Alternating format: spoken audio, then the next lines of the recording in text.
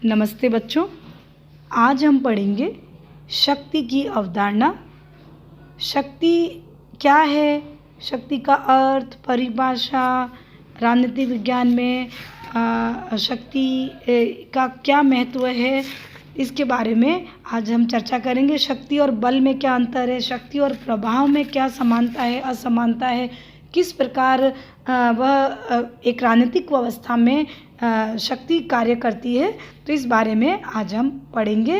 आधुनिक राजनीतिक विज्ञान में हम देखें तो शक्ति तत्व राजनीतिक विज्ञान के अध्ययन का एक महत्वपूर्ण तत्व है, या फिर हम यह कह सकते हैं कि केंद्रीय तत्व है, क्योंकि शक्ति के आधार पर ही हम राज्य, सरकार, कानून आदि के बारे में उसको हम समझ सकते हैं।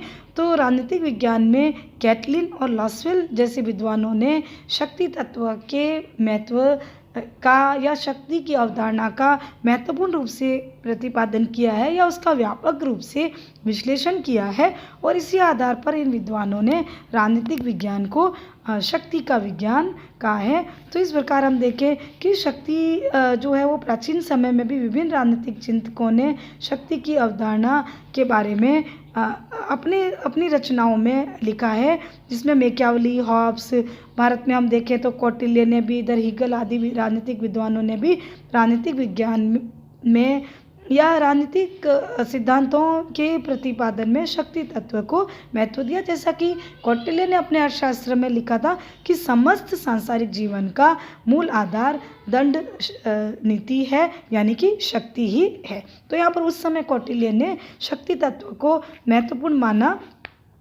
तो इस प्रकार हम देखते हैं कि विभिन्न विद्वानों ने शक्ति तत्व के महत्व को राजनीति में स्वीकार किया है, क्योंकि शक्ति एक वास्तविक तथ्य है, एक यथार्थवादी तथ्य है, जो कि राजनीति के, चाहे वो आंतरिक राजनीति है चाहे वो अंतर्राष्ट्रीय राजनीति है, उन दोनों को समझने में हमारी मदद करता है। तो अंतर्राष्ट्रीय स्तर पर भी देखें तो मार्गेंथू ने कहा है कि राजनीति, प्रत्येक प्रकार की राजनीति चाहे वो कुछ भी हो, वह शक्ति के लिए एक संघर्ष है। तो इस प्रकार शक्ति तत्व ने चाहे वो अंतर्राष्ट्रीय राजनीति है, राष्ट्रीय राजनीति है, उसको महत्वपूर्ण रूप से प्रभावित किया है। इसलिए शक्ति तत्व राजनीति, वर्तमान राजनीतिक अध्ययन की, या हम इसको आधुनिक राजनीतिक विज्ञान के अध्ययन की एक महत्वपूर्ण विशेषता मान सकते हैं।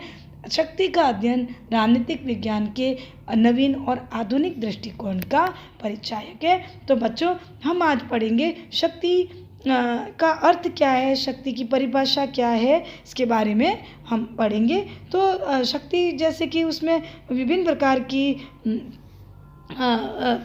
जो परिभाषाएं विद्वानों ने दी है, वो हमें शक्ति के अर्थ को समझने में हमारी मदद करेगी। तो इस प्रकार हम देखें कि राजनीति में जो शक्ति जो तत्व होता है वह अनेक रूपों में हमारे सामने होता है। हर किसी विद्वान ने शक्ति को अलग अलग रूपों में चित्रित किया। किसी ने शक्ति को प्रभाव बताया, किसी ने उसको सत्ता बताया, किसी ने उसको बल बताया, किसी ने उसको दमन के रूप में उसका प्रयोग किया है। तो इस प्रकार शक्ति तत्व का महत्व विभिन्न रूपों में राजनीतिक व्यवस्था में विद्यमान होता है। तो उसको हम अलग अलग रूप में चर्चा करेंगे कि शक्ति का बल, प्रभाव, सत्ता के साथ क्या संबंध है, या वो उससे कितनी भिन्न है, तो उसके बारे में हम चर्चा करेंगे। तभी हम शक्ति को अच्छी प्रकार से समझ सकते हैं।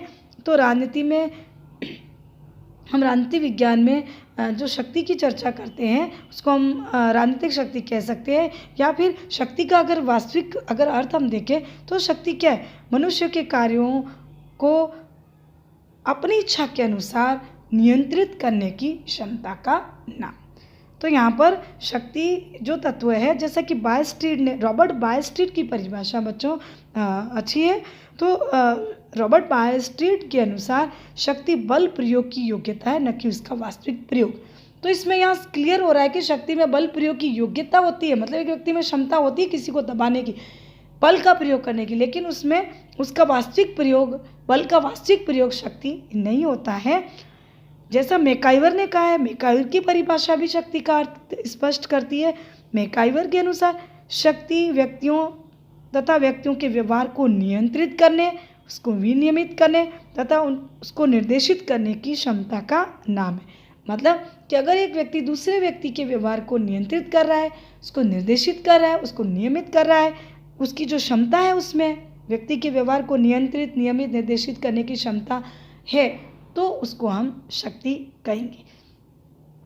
तो इस प्रकार शक्ति तत्व जो है वह मार्गेंतो ने जैसा कहा है कि शक्ति को क्रियान्वित करने वाले और उनके बीच जिन पर उसको लागू किया जाता है उसमें एक मनोवैज्ञानिक संबंध होता है।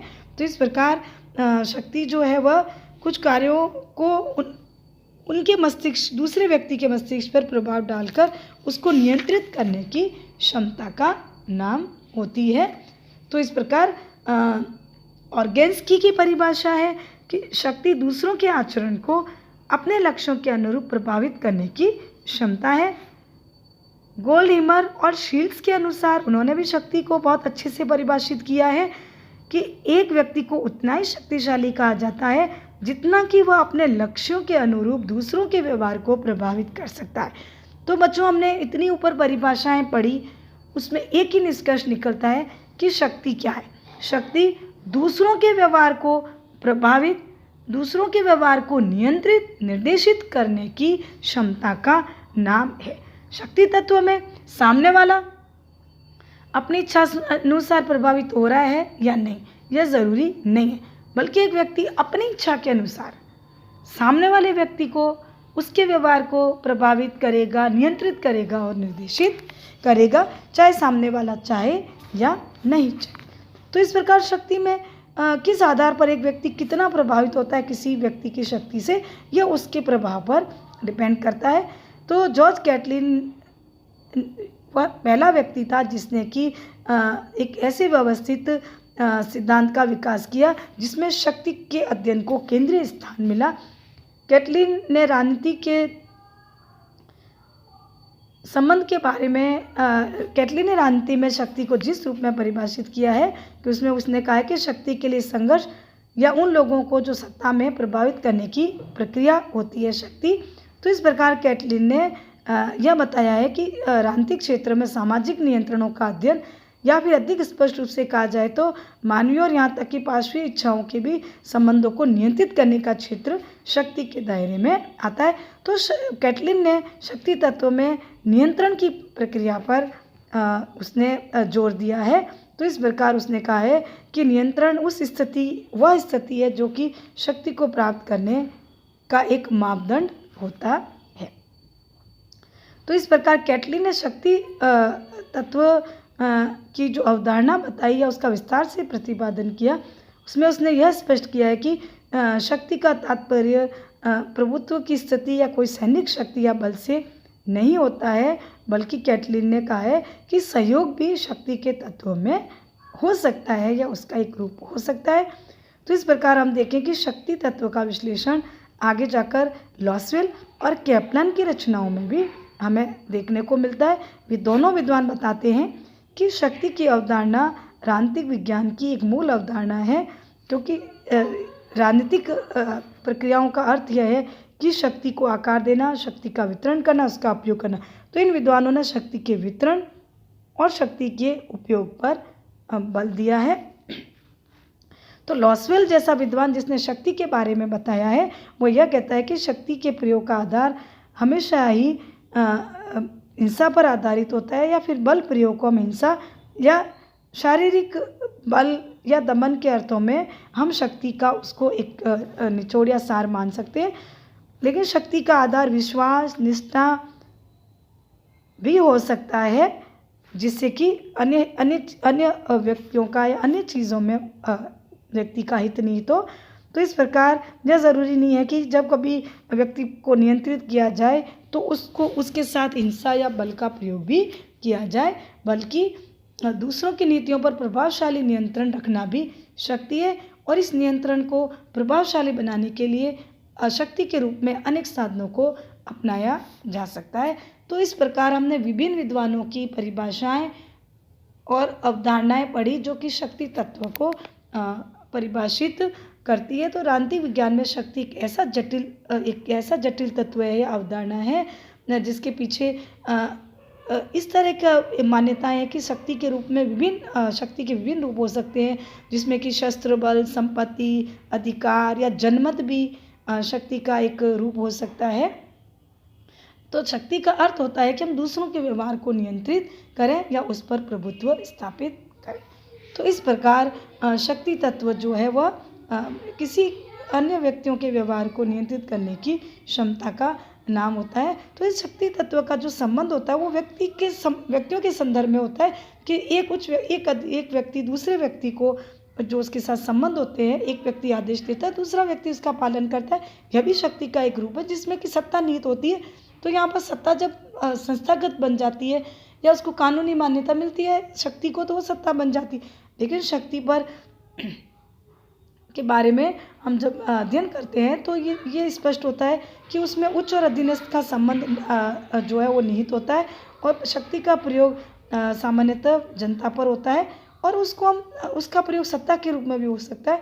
और आंतरिक शक्ति एक तरह से मनोवैज्ञानिक संबंध पर भी आधारित हो सकती है।